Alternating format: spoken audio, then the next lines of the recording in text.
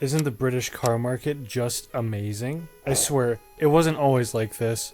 Well, if you're 30 or younger, you would have never guessed that. But all it took was one bailout to shake the UK market to its core and set off a landslide of devastating consequences. Let's dive in.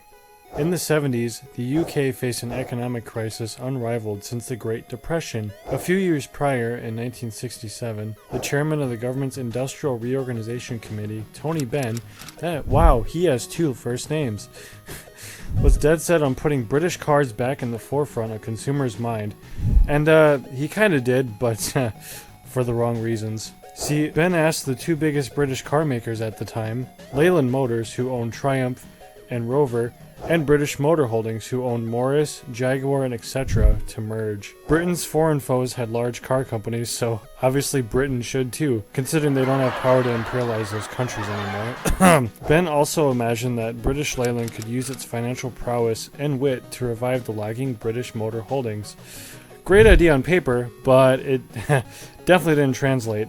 The newly formed British Leyland held 40% of the UK car market, but within 5 years lost nearly a quarter of it. Leyland's management of the ever-changing car market was like what Blockbuster was during the beginning of streaming services. On top of not adapting in time, all the companies they held were making outdated models and practically competed against each other. That's just brilliant, isn't it? The oil crisis didn't help, nor did union disputes that regularly disrupted production, oftentimes stopping it altogether. And like watching Liverpool this year, it just gets worse. Well, I'm enjoying it, but the factories were overstaffed and the machinery was long outdated. Sounds like the machine shop I used to work at.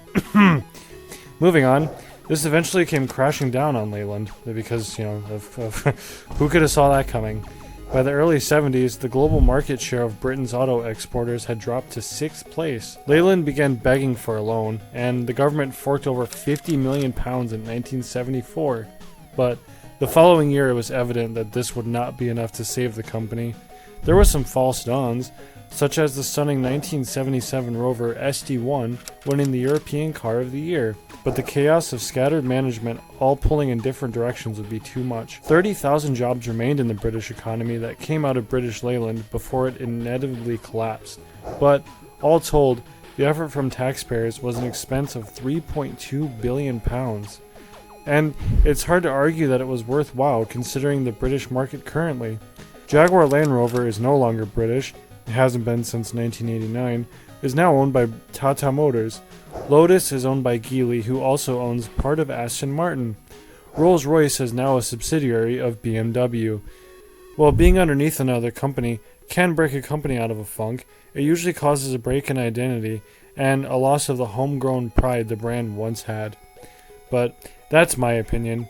What do you guys think? Do you think the British car market is done for good? Or somehow, someway, there's a chance for revival? As always, stay hydrated, take care of yourself and your loved ones, and peace.